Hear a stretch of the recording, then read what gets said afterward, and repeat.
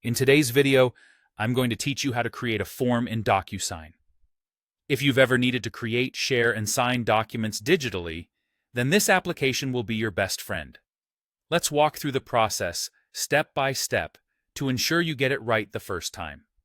First, you'll want to open your web browser and head over to the Docusign website. Once you're there, sign into your account. If you don't have one, it only takes a few minutes to set up. Docusign is one of the leading platforms for electronic signatures, so it's widely trusted and very intuitive once you get the hang of it.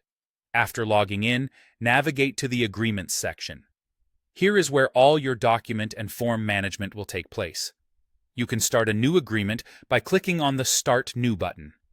This is your entry point for creating a new document or form from scratch, or by uploading an existing one. Next, you'll need to upload the document you want to transform into a form. Click on Upload, and a dialog box will open up. From here, you'll be able to access files from your computer's storage by selecting the desktop. This feature is handy if the document is saved locally on your computer, rather than on cloud storage. Choose the file you'd like to upload.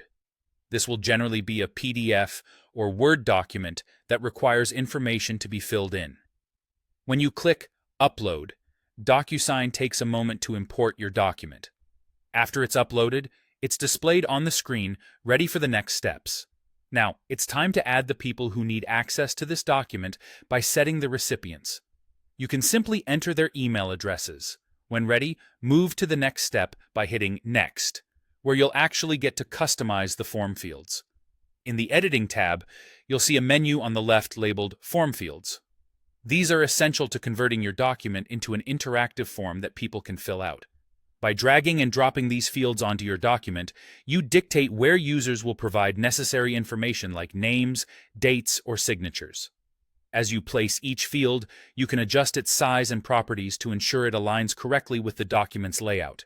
This ensures that your document remains as professional as possible. Once you're satisfied with the placement and types of form fields, take a moment to review everything. It's always a good idea to double-check for errors or omissions. When you're done, all that's left is to save your work and send it off to recipients for signatures. There you have it, a fully functional form ready for electronic signatures in Docusign. Feel free to explore more of Docusign's features once you're comfortable with these basics. Happy signing, and see you next time.